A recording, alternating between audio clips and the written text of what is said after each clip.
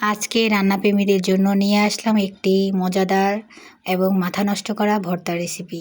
এই ভর্তাটা এতটা সুস্বাদু যেটা বলে বোঝানোর মতো না। তো এই ভর্তাটা বানানোর জন্য প্রথমে আমি 2 টুকরো মাছ নিয়েছি আর 5 থেকে 6টা কাঁচা লঙ্কা নিয়েছি, যেগুলোকে আমি একটু গরম জলে সেদ্ধ করে নেব চুলোতে।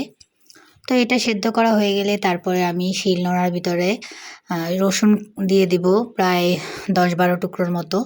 এগুলোকে আমি একটু ভেঙে নেব পুতো দিয়ে। তারপরে আমি এগুলো ভাঙা হয়ে গেলে সাইডে রেখে এরপরে আমি যেই শুকনো লঙ্কাগুলোকে সিদ্ধ করেছি ওগুলোকে একটু বেটে নেব, ভালোভাবে ম্যাশ করে নেব। তো শুকনো লঙ্কাগুলোকে আমি একটু বেটে নিই। আর এই রেসিপিটা আপনারা যে কোনো মাছ দিয়েই বানাতে পারবেন। আমার কাছে রুই মাছটা ছিল তাই আমি এটা দিয়েই বানিয়ে ফেলেছি।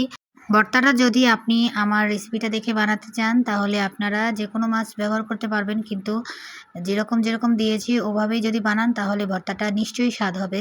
রসুন আর শুকনো লঙ্কা বাটার পরে আমি মাছের কাঁটাগুলো ছাড়িয়ে এখন আমি প্যানে তেল দিয়ে দিয়েছি। এরপর তেল গরম হয়ে গেলে তাতে আমি রসুন আর মরিচ বাটাটা দিয়ে দিলাম। এটা ভালোভাবে একটু ভেজে নেব। তো রসুন আর শুকনো লঙ্কাটা আমি ভালোভাবে ভেজে নিই। এই তো রসুন আর শুকনো লঙ্কাটা আমার ভাজা হয়ে গেছে। এখন এর মধ্যে আমি দিয়ে দিলাম কিছুটা পেঁয়াজ কুচি। এগুলোকে আমি আরেকটু ভালোভাবে ভেজে নেব। আর এটা যাতে তাড়াতাড়ি সিদ্ধ হয়ে যায় বা নরম হয়ে যায় এর জন্য আমি একটু লবণ দিয়ে দিলাম।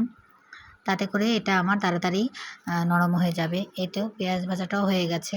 এখন আমি এর মধ্যে কিছুটা টমেটো কুচি দিয়ে দিয়েছি। টমেটোগুলো সেদ্ধ হওয়ার জন্য আমি একটু ঢাকনা দিয়ে দেব যাতে করে এটা ভালোভাবে সিদ্ধ হয়ে যায়। এই তো টমেটোগুলো সিদ্ধ হয়ে গেছে। এখন আমি এটা চামচ দিয়ে একটু ডলে নেব। এরপরে আমি এর মধ্যে ওই ম্যাশ করে রাখা মাছগুলো দিয়ে দিলাম। এখন আমি এটা ভালোভাবে নেড়ে চেড়ে নেব।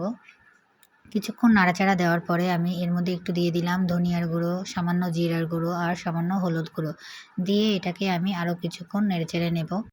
কিছুক্ষণ নাড়াচাড়া দেওয়ার পরে এর মধ্যে আমি দিয়ে দিলাম কিছু কাঁচা লঙ্কা। এগুলো দিয়ে আর একটু নাড়াচাড়া দিব। এরপরে আমি রেস্টুরেন্টের মতো স্বাদ পাওয়ার জন্য একটু চিনি আর টমেটো সস দিয়ে দিয়েছি। এটা স্বাদটা আরও বাড়িয়ে দেবে ভর্তাটার। এরপরে দিয়ে দিলাম কিছুটা কাঁচা পেঁয়াজ কুচি। এটা অন্য রকমের একটা ফ্লেভার নিয়ে আসবে। শেষে আমি দিয়ে দিলাম ধনেপাতা কুচি, যেটা দিয়ে আমি ভর্তাটাকে নামিয়ে নেব। আর আপনারা অবশ্যই এটা একদিন ট্রাই করে দেখবেন। সবাইকে ধন্যবাদ।